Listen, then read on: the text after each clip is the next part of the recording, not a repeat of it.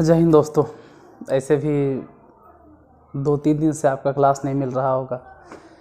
दरअसल दुर्गा पूजा की वजह से या कहिए कि दशहरा की वजह से हम 2-3 दिन क्लास अपलोड नहीं किए। ऐसा नहीं कि हम बिजी थे, लेकिन आप लोगों को मतलब ऐसा नहीं लगे कि प्रेशर में अब दुर्गा पूजा घूमने जाएं या इधर जाएं उधर जाएं हम पढ़ें, इसलिए हम क्लास नहीं बनाए थे। मतलब वो कहा जाता है कि आपको मद्देनज़र रखते हुए। तो ऐसे भी पिछला क्लास में अगर बात करें तो हम पिछले क्लास में बेलन गोला ख़त्म कर चुके थे। आज चैप्टर नया नहीं, ब्रांच ही नया मान के चलिए। जैसे इससे पहले आप जो पढ़ रहे थे मेंसुरेशन था, मतलब क्षेत्रमिति था।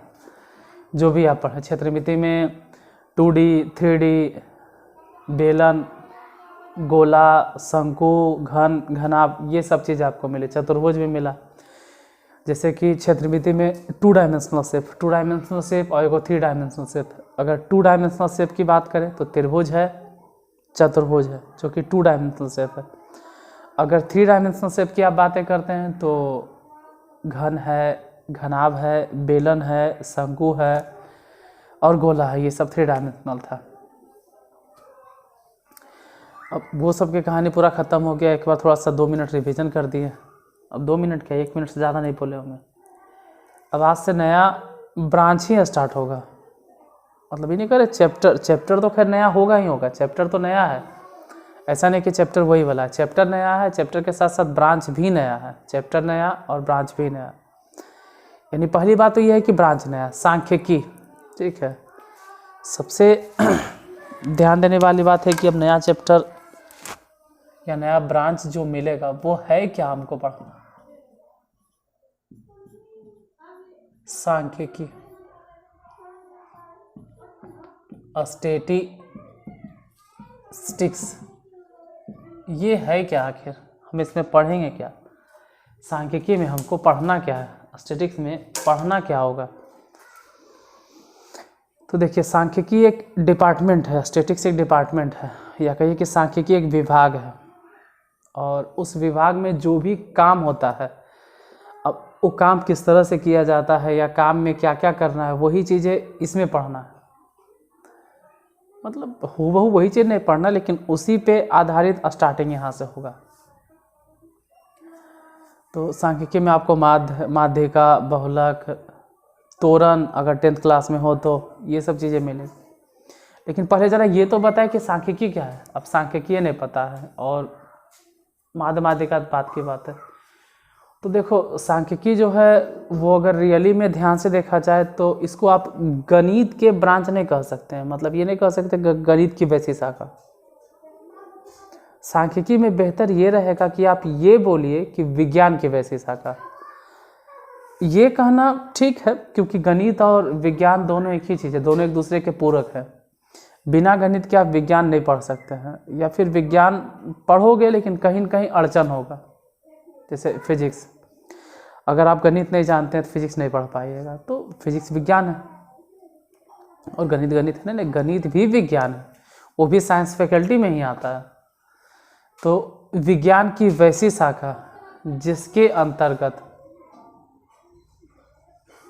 ध्यान से सुनिएगा, बोर्ड पे लिखना जरूरी नहीं है। तो ये सब चीज़ें बोर्ड पे क्या लिखें, आप एक काम करो, कॉपी या पेन लो और तुरंत लिखना शुरू करो। और नहीं लिए हो तो कॉपी पेन उठा लो और लिखना शुरू कीजिए। सांख्यिकी है क्या, विज्ञान की वैसी शाखा जिसके अंतर्गत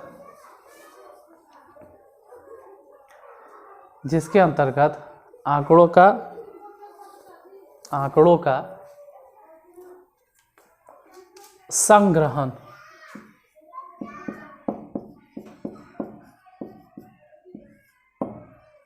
ठीक है,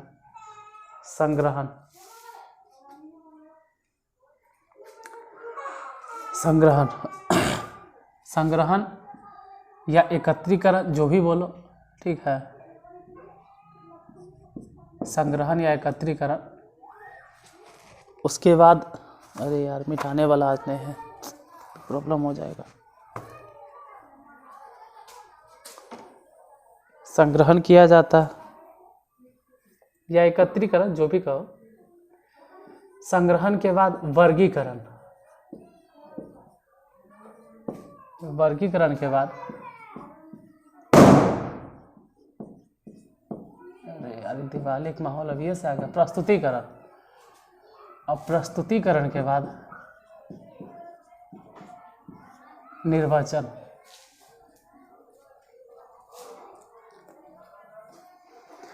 सांख्यिकी क्या है? तो विज्ञान की वैसी शाखा जिसके अंतर्गत आंकड़ों का संग्रहण या एकत्रीकरण, कॉमा, वर्गीकरण, उसके बाद प्रस्तुतिकरण, फिर निर्वचन या विश्लेषण, जो भी आप कहिए, इंटरप्रिपरेशन। इंटरप्रिपरेशन, इंटरप्रिपरेशन मतलब आप अपने तौर से उसको तैयार कर लीजिए, प्रिपेयर कर लीजिए, ठीक है। ये सभी काम किया जाता है, किया जाता है।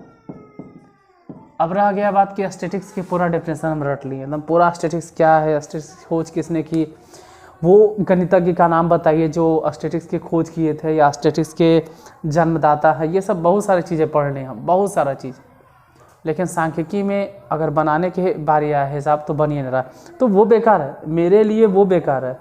एक मैथमेटिशियन के लिए या फिर कहिए कि एक बच्चा जो है वो मैथमेटिक्स सीख भी रहा है, उसके लिए भी ये बेकार है। क्योंकि अगर आपसे हिसाबें नहीं बन रहे, जैसे जोड़ की खोज किसने की, जोड़ के बारे में कौन गणितज्ञ बताए थे, हे गणितज्ञ बाबा, अब ये सब जान रहे हैं और जोड़ बना भी नहीं आ रहा है, तो वैसा मैथ बेकार है। अगर आपसे जोड़ बनने लगे फिर उसके बारे में जानकारी हासिल कीजिए कि जोड़ के बारे में कौन बताएं, कैसे शुरुआत हुआ, ये सब चीज़ें फिर जानिए, इतिहास, लेकिन पहले बनाना जरूरी है। वैसे ही सांख्यिकी में पहले बनाना जरूरी है। सांख्यिकी किसे कहते हैं, ये डिफिनेशन अगर नहीं भी याद हो तो चलेगा, फिर भी एक बार बोल देते हैं। सांख्यिकी है क्या? विज्ञान की शाखा है। तो विज्ञान की वैसी शाखा जिसके अंतर्गत हम लोग करते क्या है आखिर, जिसके अंतर्गत हम लोग आंकड़ों का संग्रहण करते हैं, आंकड़ों का संग्रहण करते हैं, फिर संग्रहण करने के बाद उसको अलग अलग वर्गों में बांटते हैं, वर्गीकरण करते हैं, वर्गीकरण के बाद किसी के सामने हम प्रस्तुतिकरण करते हैं, और फिर प्रस्तुतिकरण के बाद वो निर्वचन करता है। निर्वचन मतलब छांट पाट के, ठीक है। इंटरप्रिपरेशन मतलब कुछ आंकड़ा बेकार है तो उसको छांटो, कुछ ज़रूरी है तो रखो, मतलब अपने तौर से वो तैयार करता है, इंटरप्रिपरेशन, ठीक है। और नॉर्मली ये दोनों काम है ना, ये दोनों काम एक दूसरे का पूरक है। हम किसी के सामने प्रस्तुतिकरण करते, कभी कभी नहीं, कभी कभी निर्वचन ही कर लेते हैं, तब किसी के सामने प्रस्तुतिकरण करते हैं। जैसे सांख्यिकी विभाग वाले लोग जनगणना या फिर और भी कोई जनगणना, मान लो भाई जनगणना पकड़ लो। जनगणना में क्या होता है?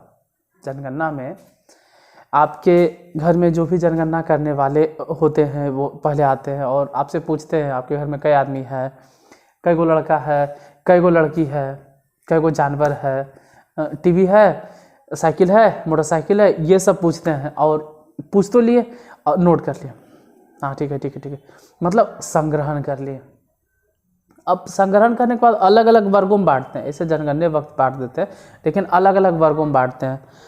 अच्छा, जानवर है तो अलग कैटेगरी में, और आदमी है तो अलग कैटेगरी में, आदमी भी औरत है तो अलग कैटेगरी में, मर्द है तो अलग कैटेगरी में, लड़का अलग कैटेगरी में, बूढ़ा अच्छा अलग कैटेगरी में, बच्चा अलग कैटेगरी में, मतलब वर्गीकरण।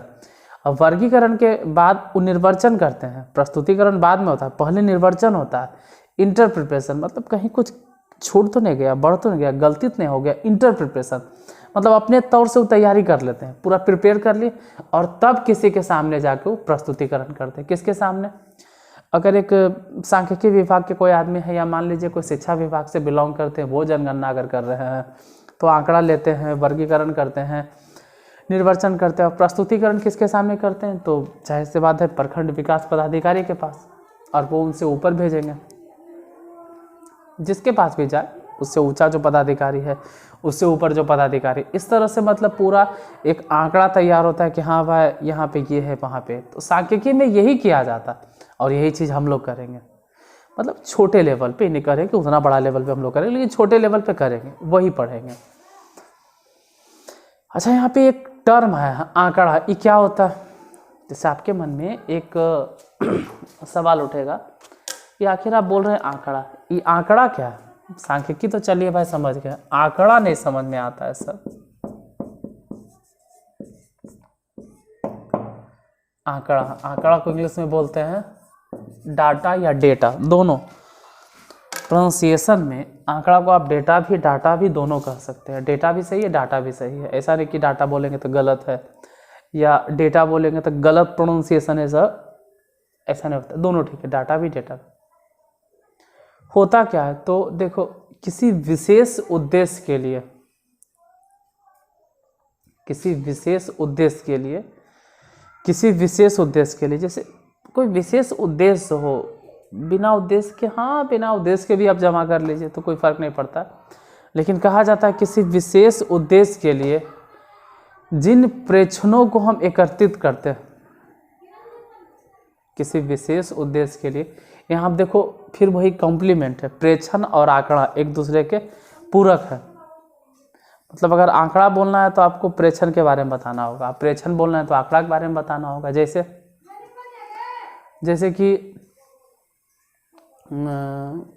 जैसे कि बच्चा में पूछता था कि आपका घर कहाँ है, तो रोडवा के बगल में। और रोडवा कहाँ से गया है, तो हमारा घरवा के बगल में। घरवा का रोडवा के बगल में। रोड कहाँ से गया, हमारे घर के बगल से। मतलब राम के बगल में श्याम के घर और श्याम के बगल में राम के घर। मतलब श्याम के घर कहाँ, राम के बगल में। राम के घर कहाँ, श्याम के बगल में। वो ऐसी अगला बगली करते रहता है। हाँ तो अच्छा, यहाँ पर भी वही जवाब है। अगर आप आंकड़ा के जवाब देते हो तो प्रेक्षण का धरो। आप प्रेक्षण को अगर बताना है, प्रेक्षण के बारे में, तो आंकड़ा को धरिए। जैसे कहते हैं ना एक दूसरे पर परपेंडिकुलर, जैसे मान लीजिए हाथ है और ऐसे आप मार्कर रखें तो हम कहेंगे ना कि हाथ और मार्कर एक दूसरे पर परपेंडिकुलर है, मतलब ये मार्कर हाथ पे परपेंडिकुलर है।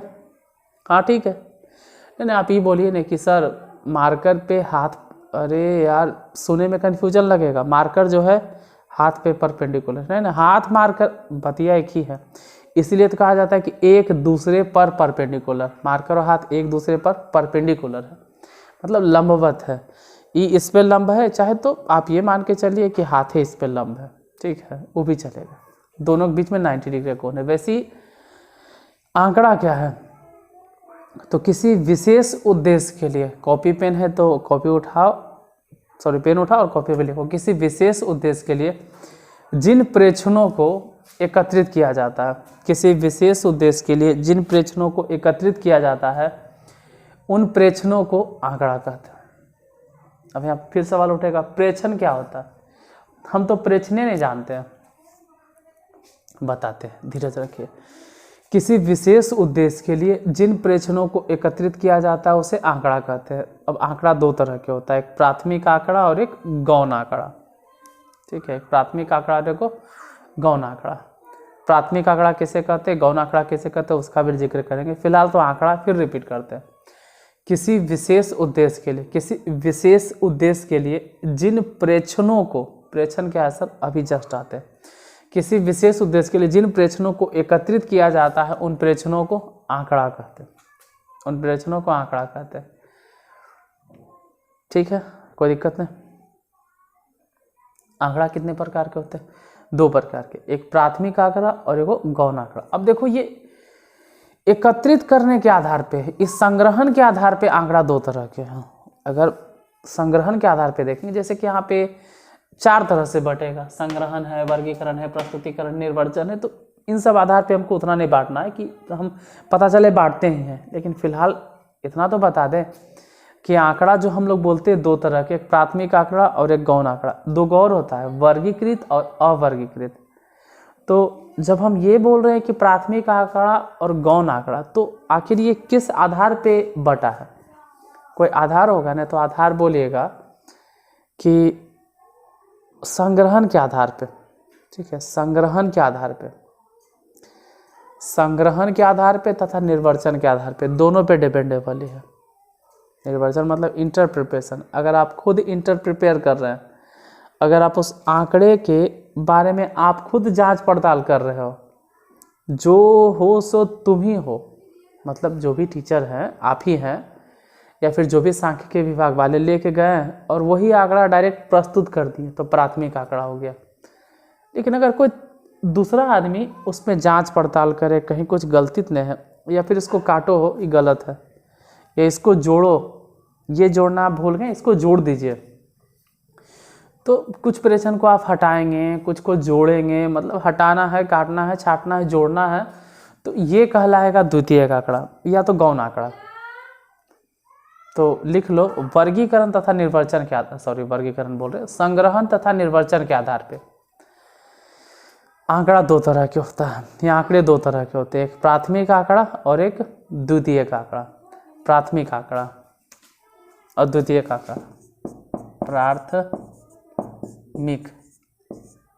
आंकड़ा, इसको इंग्लिश में कहते हैं प्राइमरी डाटा, प्राइमरी डेटा या डाटा जो भी बोलो। और दूसरा होता है द्वितीयक, द्वितीयक आंकड़ा, इंग्लिश में इसको कह सकते हैं सेकेंडरी, सेकेंडरी डाटा। इसको गौण आंकड़ा भी कहते हैं, ठीक है, गौण आंकड़ा भी कहते हैं। प्राइमरी डाटा और सेकेंडरी डाटा। प्राइमरी डाटा क्या है, तो कह सकते हैं कि वैसा आंकड़ा वैसा आंकड़ा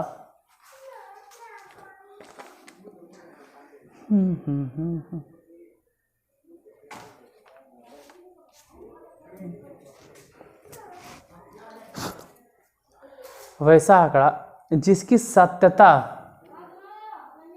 वैसा आंकड़ा जिसकी सत्यता और दायित्व, मतलब पूरा जिम्मेदारी हम लेते हैं कि इसमें जो भी लिखे हैं ना सही है या गलत है, सत्यता मतलब सही या गलत, और उस सही और गलत का पूरा दायित्व हम लेते हैं, जो है जो हम ही, अगर गलती होगा तो हम समझ लेंगे, सही होगा तो हम समझ लेंगे। लेकिन द्वितीयक आंकड़ा क्या होता है कि हम पूछे लेकिन उसको सही या गलत करना किसी और के हाथ में है, ठीक है, किसी और के हाथ में, मेरे हाथ में नहीं है। मतलब इकट्ठा कोई और कर रहा है और जांच पड़ताल कोई और कर रहा है, सही गलत कोई और कर रहा है, नहीं गलत है ये सही है। जैसे कि उदाहरण के तौर पे देखो, लिखना जरूरी है, अगर आप थ्योरी पढ़ रहे हो तो हर चीज़ को छापना जरूरी नहीं है। जब हम प्रॉब्लम बताते हैं ना तो डायरेक्ट लिखते रहते हैं, लेकिन जब थ्योरी बताते हैं तो आपके सामने आँख में आँख डाल के हम बोलते हैं। अब रहा बात आँख में नहीं तो मोबाइल में देख के बोलते हैं, क्योंकि सुनना जरूरी है जब थ्योरी आप पढ़ रहे हो। तो अभी हम बात कर रहे थे प्राथमिक आंकड़ा, द्वितीयक आंकड़ा। प्राथमिक आंकड़ा क्या होता है, तो वैसा आंकड़ा जिसकी सत्यता और दायित्व, जिसका सत्यता और दायित्व दोनों ही अन्वेषक के पास होता है। अन्वेषक मतलब जो भी उसको एकत्रित कर रहा है, जो जमा कर रहा है, जो कलेक्ट कर रहा है। हम फिर से बोलें, वैसी आंकड़ा या वैसा आंकड़ा जिसकी सत्यता, वैसा आंकड़ा जिसकी सत्यता और दायित्व, वैसा आंकड़ा जिसके सत्यता और दायित्व लिख देते हैं। अगर कुछ बच्चों को नहीं आता है लिखने के लिए तो सत्यता और दायित्व। सत्यता मतलब आप लोग समझते हैं कि वो आंकड़ा कितना सही है और कितना गलत है। वैसा आंकड़ा जिसकी सत्यता और दायित्व दोनों ही अन्वेषक के पास होता है, दोनों ही अन्वेषक के पास होता है, तो उसे प्राथमिक आंकड़ा कहते हैं। और देखो बाबू, अगर ये कोई क्लास इतना देर तक अगर 10th वाला भी बच्चा देख रहा है तो उसके लिए भी उतना ही ज़रूरी है जितना 9th के लिए, दोनों के लिए उतने ज़रूरी है, क्योंकि 10th में भी सांख्यिकी पढ़ना है, तो आपके लिए भी ज़रूरी है। तो आप भी देख रहे हो तो ध्यान से इसको देखते रहो। वैसा आंकड़ा जिसकी सत्यता और दायित्व अन्वेषक के पास ही हो, ठीक हो, वैसे आंकड़े को या उस आंकड़े को प्राथमिक आंकड़ा कहते हैं, उस आंकड़े को प्राथमिक आंकड़ा कहते हैं, उस आंकड़े को प्राथमिक आंकड़ा कहते हैं। जैसे सिंपल से उदाहरण है कि एक स्कूल में अगर गिनना है कि गिनो कै गो लड़का है, कै गो विद्यार्थी है, तो बच्चा गिन के जा रहा है। एक लड़का है जो गिना 1 2 3 4 5 6 7 ऐसे करके गिना। 50 लड़का है सर, 50 गो लड़की, ठीक है, वो गिना, वही बता दिया और उतने तक सीमित है। वही डायरेक्ट रिपोर्ट अगर किसी के पास भेज दिया गया प्रिंसिपल के पास या डायरेक्टर के पास, स्कूल के डायरेक्टर के पास वही चल गया, और उसी के हिसाब से कुर्सी टेबल बेंच अगर बन रहा है, तो यहाँ कहा जाएगा कि प्राथमिक आंकड़ा था जो एक शिक्षक के हाथ में नहीं, डायरेक्ट एकदम डायरेक्टर के पास गया, स्कूल के डायरेक्टर के पास या फिर मैनेजमेंट के पास, तो ये प्राथमिक आंकड़ा था। लेकिन बच्चा गिनता और वो लिस्ट देता टीचर को, और टीचर को लगता नहीं नहीं नहीं हो, कुछ बच्चा नहीं आया है, कुछ और लड़का आएगा, तो उसका तो नाम तुम लिखवे नहीं किए हो, कुछ और आएगा एक्स्ट्रा, फलना के छोड़ दिया हो, यू छोड़ दिया है, 7 लड़का गायब है, इसको लिखो। हाँ, विकी कुमार ने है, हाँ फलाना ने है, हाँ राजू कुमार ने, हाँ ये ऋषि ने है, ये सब गायब है, 300 लड़का का नाम लिखो। और कुछ वैसा लड़का है जो भाग जाएगा, जेकर भरोसा नहीं है, इन सब के नाम काटो। तो वहाँ पे टीचर अगर कुछ काट छाट करे लगे या कुछ जोड़ने लगे एक्स्ट्रा, मतलब आप जो बेचारा कलेक्ट करके लाया उसकी सत्यता पर आप भरोसा नहीं किए, उसको दायित्व भी आप नहीं दिए, वो तो सिर्फ बेचारा गिन कर लाया, दायित्व तो आप अपने ऊपर ले लिए, पूरा जिम्मेदारी कि हम जो हैं सो हम करेंगे, ये आंकड़ा सही है या गलत है इसका भी जिम्मेदारी हम लेते हैं, तो आप तो अपने ऊपर ले लिए। मतलब जो बेचारा कलेक्ट करके लाया उसका तो उतना भागीदारी रहा नहीं, वो तो सिर्फ कलेक्ट करके लाया। सत्यता मतलब सही या गलत है, सत्यता और इसका दायित्व, पूरा रिस्पॉन्सिबिलिटी आप तो अपने ऊपर ले लिए कि जो भेज रहे हैं हम भेज रहे हैं।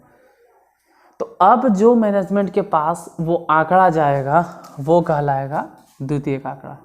इसमें सत्यता और दायित्व किसके पास था? अन्वेषक के पास, अन्वेषक के ही पास था। तो हम फिर से एक बार रिपीट करते हैं कि वैसा आंकड़ा जिसमें सत्यता और दायित्व दोनों ही अन्वेषक के पास होता है तो प्राथमिक आंकड़ा, लेकिन वैसा आंकड़ा जिसमें सत्यता और दायित्व दोनों अन्वेषक के पास नहीं होता है तो उसको बोलते हैं गौण आंकड़ा या द्वितीयक आंकड़ा। अब ऐसे बहुत सारे एग्जाम्पल है जहाँ पे हम कलेक्ट करते हैं लेकिन फैसला कोई और करता है, और कहीं कहीं हम ही कलेक्ट करते हैं और हम ही फैसला करते हैं, सब हम ही पे डिपेंडेबल है। ठीक है, कुछ वैसे भी हैं, जैसे कि मान लीजिए हम टीचर हैं और मेरे स्कूल में कितना बेंच है उसको गिनना है, उसका देख रेख करना है, ये जो डाटा हम तैयार करेंगे ये प्राथमिक आंकड़ा। मान लीजिए हम टीचर है, कोचिंग में पढ़ा रहे हैं, कितना लड़का आया हो, कितना लड़की आई, 10th में इतना लड़का है, 9th में इतना लड़का है, ये सब अगर आंकड़ा तैयार करते तो ये प्राथमिक आंकड़ा, इसमें कोई काट छाट उसको नहीं करेगा। लेकिन अगर कोई काट छाट करता है, सरकार आ जाए कहे कि नहीं आप इतना लड़का नहीं रख सकते हैं, आप लड़का को कम कीजिए, लड़की को कम कीजिए, आप ये वो लन फन जो भी रूल रेगुलेशन अगर जोड़ने लगे या आलतू फालतू डाटा हमको प्रस्तुत करने लगे तो हम जो दिए उसमें आप सेटिस्फाई नहीं हैं, आप कुछ न कुछ काट छाट कर रहे हैं। और जैसे ही काट छाट करोगे और नया आंकड़ा जो तैयार करोगे तो जाहिर सी बात नया है यानी दूसरा है, इसलिए इसको द्वितीयक आंकड़ा कहते हैं। तो उम्मीद करते हैं कि आंकड़ा में कोई दिक्कत नहीं होगा। किसी विशेष उद्देश्य के लिए जिन प्रेक्षणों को हम जमा करते हैं उसे आंकड़ा कहते हैं। अब प्रेक्षण क्या आते हैं? प्रेक्षण भी आते हैं। देखो, प्रेक्षण का डेफिनेशन कोई माइनस से चीज़ नहीं है। प्रेक्षण का मतलब होता है ऑब्जर्वेशन, और ऑब्जर्वेशन का मतलब होता है अवलोकन, और अवलोकन का मतलब क्या होता है सर? तो प्रेक्षण भी हिंदी, अवलोकन भी हिंदी, लेकिन आप नहीं समझ पाइएगा, ना तो प्रेक्षण समझ में आएगा और ना ही अवलोकन समझ में आएगा। तो क्या समझ में आएगा? देखो, हिंदी बहुत अच्छा भाषा, हिंदी में कोई डाउट नहीं, कोई शक नहीं। हिंदी मातृभाषा है, हिंदी मेरा राजकीय भाषा है, हिंदी राष्ट्रभाषा है, सब चीज़ हिंदी है, हिंदी को मानते हैं, हम हिंदी हैं, हिंदी से कोई बुराई नहीं हमको। लेकिन कुछ कुछ टर्म कहीं कहीं हिंदी में नहीं समझ में आता है, क्योंकि हम लोग बचपन से बोलने के तो जब बड़ा होते तो कहते हैं कि हिंदी में पढ़े, लेकिन बचपने से कुछ टर्म हिंदी में हम लोग नहीं सुनते। जैसे रिक्शा, रिक्शा सुने आप लोग हिंदी में? अजीब सा वर्ड है रिक्शा का, हिंदी जरा कमेंट करके बताओ तो।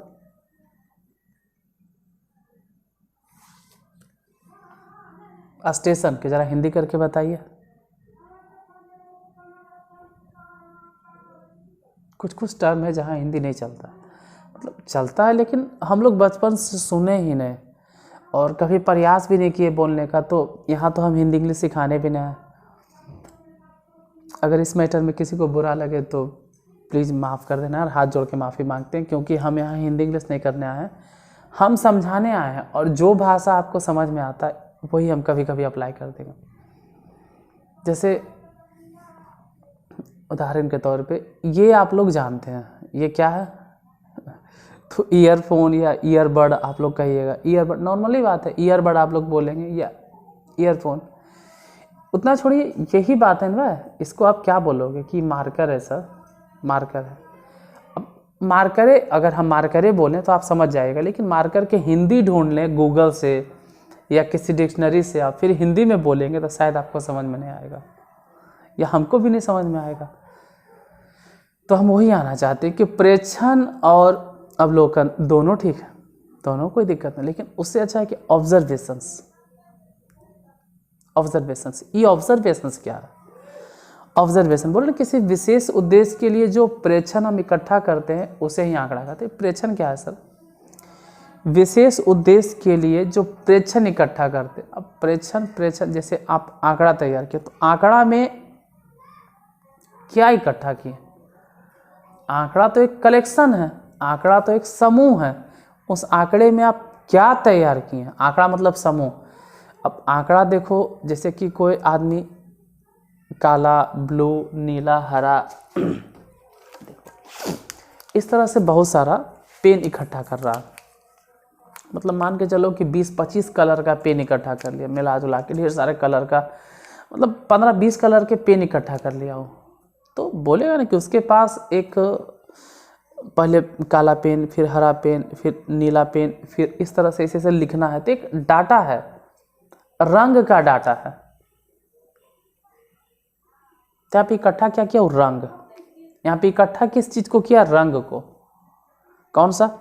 काला, लाल, ब्लू, हरा, पीला, इस तरह से रंगों को इकट्ठा कर रहा है। तो इकट्ठा रंगों को कर रहा है, और रंगों को इकट्ठा करने के बाद जो समूह बनेगा वो होगा आंकड़ा।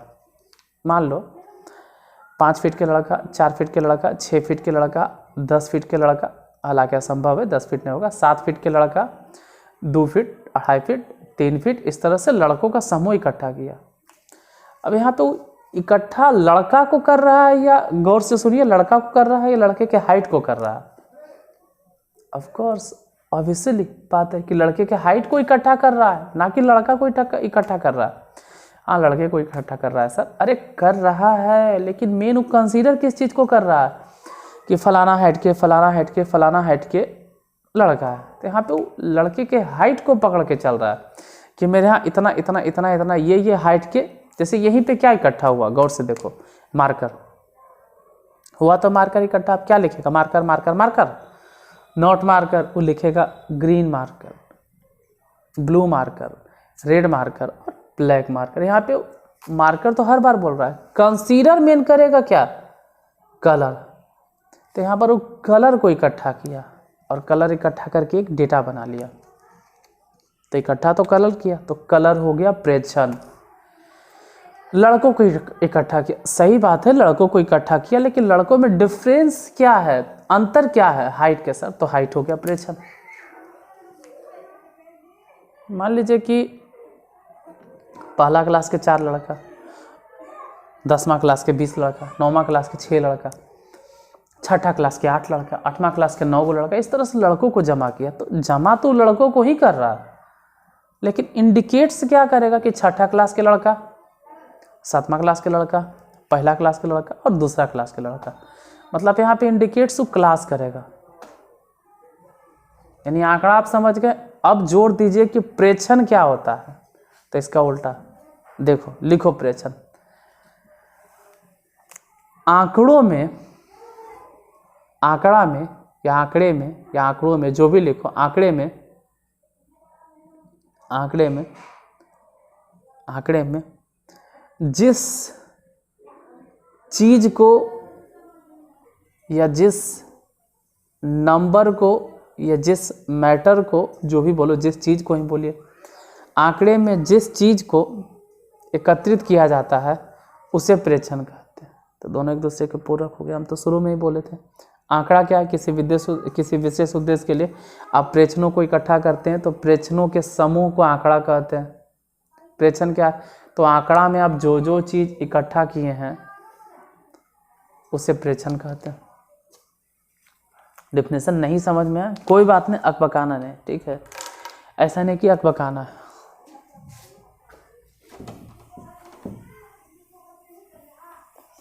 अब आप लोग 9th लेवल के हैं तो जाहिर सी बात है कि प्राथमिक आंकड़ा, गौण आंकड़ा, ये सब तो सही है। मेन पढ़ोगे वर्गीकृत और अवर्गीकृत।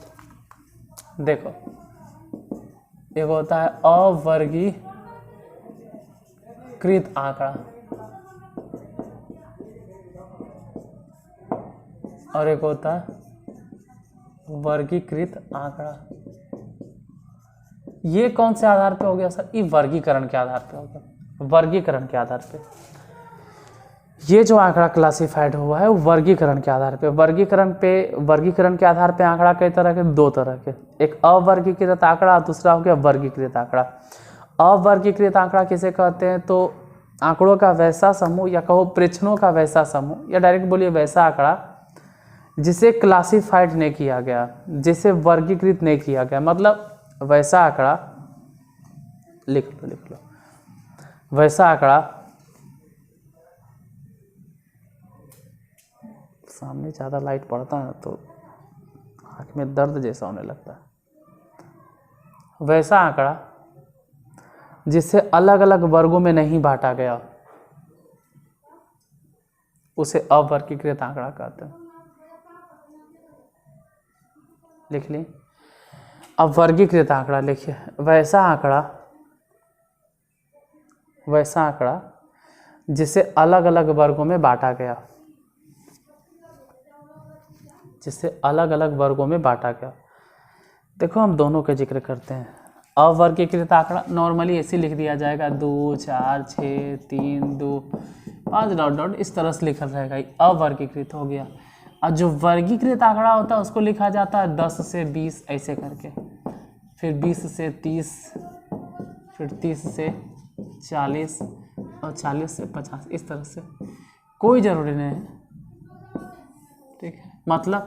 मतलब और अच्छी तरह से आपको समझाते हैं। जैसे मान लीजिए 20 है, 25 है, 41 है, 50 है, 46 है, 23 है, 34 है और 38 है। यही ध्यान से समझो। ये वाला जो लिखे हैं ना, ये वाला ऐसे, अगर ऐसे लिख देंगे तो इसको बोलेंगे अवर्गीकृत आंकड़ा। ये हो गया अवर्गीकृत आंकड़ा। मतलब आंकड़ों को ऐसे ही लिखते हैं खुले में, हम वर्गीकृत नहीं किए, अलग अलग वर्गों में हम इसको नहीं बांटे। तो अगर आंकड़ों को ऐसे ही लिख दिया जाएगा तो अवर्गीकृत आंकड़ा। लेकिन ध्यान देना, लेकिन अब जरा हम इसमें पूछते हैं आपसे। यहाँ देखिए कि 10 से 20 कै गो है भाई? 1 गो नहीं है सर। तो चलो भाई 10 से 20 बोलेंगे 0, 20 से लेके 30 तक गिनो तो 1 गो 2 गो और 3 गो हो गया सर। 30 से लेके 40 तक गिनो, मतलब 30 के बाद 1 और 2 गो हो गया सर। और 40 से बाद तो 1 हो गया और 2 हो गया, और इसको भी गिन लो। ऐसे तो नहीं गिनना चाहिए, क्योंकि 50 से वो कम ही गिनती होता है। तो चलो 49 हो गया। कै गो हो गया? 3 गो। ये वाला जो आप देख रहे हो ना, ये इसको बोलेंगे वर्गीकृत आंकड़ा। मतलब लिखने का तरीका सेम है, ऐसे लिखे चाहे वैसे लिखे। ऊपर वाला तरीका हो गया वर्गीकृत, ये जो आप ऊपर वाला देख रहे हो तो वर्गीकृत है, उसको वर्गों में बांट दिए, और नीचे जो है वो सिंपल ऐसे ही लिख दिए तो अवर्गीकृत। यानी कि अगर आंकड़ों को आप वर्गीकृत करते हैं तो मतलब अलग अलग वर्गों में बांटते हैं तो वर्गीकृत, और ऐसे ही रैंडमली लिख देते हैं तो अवर्गीकृत। तो वर्गीकरण के आधार पे आंकड़ा कई तरह के? 2 तरह के, एगो वर्गीकृत और दूसरा अवर्गीकृत। तो अभी तो आंकड़े तक पहुँचे। और अवर्गीकृत में अगर पढ़ोगे, अवर्गीकृत जैसे ये वाला, तो इसमें परिसर मिलेगा आपको। आज बता देते हैं, बाकी तो कल जिक्र करेंगे। परिसर मिलेगा। परिसर क्या होता है? परिसर का मतलब होता है उच्चतम मान और घटाव न्यूनतम मान। जरा तुम ही सोचो, ये ध्यान देना किस में मिलेगा, ये ध्यान रखना। अगर हम ऑफलाइन वाले बच्चे से पूछे कि बताओ रे बाबू परिसर किस में मिलता है, वर्गीकृत में कि अवर्गीकृत में, तो ज़्यादा कंफ्यूज नहीं होना। परिसर हमेशा अवर्गीकृत आंकड़े में मिलता है। फॉर्मूला क्या है? उच्चतम मान घटाओ न्यूनतम मान। उच्चतम मान जरा सोचो इसमें कौन है, अवर्गीकृत में सबसे बड़ा वैल्यू कौन है, जो सबसे बड़ा है। बड़ा से बड़ा मान कौन आपको लग रहा है सबसे बड़ा मान? सबसे बड़ा कौन है? 49, तो 49 लिखो। और सबसे छोटा कौन है? बस सबसे छोटा 20 है, तो 20 लिखो। घटा के बोलो कितना है, घटा लीजिएगा, घट के आ जाएगा 29। तो इसका परिसर हो गया 29, यानी परिसर के फॉर्मूला हो गया कि महत्तम मान घटाओ न्यूनतम मान, यानी उच्चतम मान में से हमको न्यूनतम मान घटाना है। तो आज यहीं तक, आधा घंटा से ज़्यादा का क्लास हो गया, खैर कोई बात नहीं, जो भी है थ्योरी था, और थ्योरी में भुगतना पड़ता है। प्रॉब्लम में क्या होता है कि ये को बताएं, बाकी फिर 4 गो सेम तरीका से होता है, इसमें बोलना पड़ता है। तो मिलते हैं फिर कल इसी टाइम पर, ठीक है, 7 बजे जैसे आपको मिलते रहता है क्लास। और देखिए अभी आप लोग थोड़ा सा व्यस्त हैं, अस्त व्यस्त हैं, ये सब दशहरा का माहौल चल रहा था, तो आपके लिए क्लास नहीं प्रोवाइड करवा पाए। कुछ तो वैसे भी बच्चे हैं कि आज विसर्जन है, तो विसर्जन में भी अस्त व्यस्त रहेगा। तो आप लोग तो बच्चे हैं, आप लोग कहाँ जाओगे यार 9th वाला, ठीक है। तो हमको लगा क्लास आज ही से स्टार्ट कर देते। चलिए, आप इतनी देर तक क्लास को देखें इसके लिए बहुत बहुत धन्यवाद। और जाते वक्त आप अपना काम करके जाइएगा, क्या करके जाइएगा वो अब बोलना नहीं, ठीक है। हो सके तो क्लास को लाइक कर देना। चलिए अब कल मिलते हैं इस टाइम पर।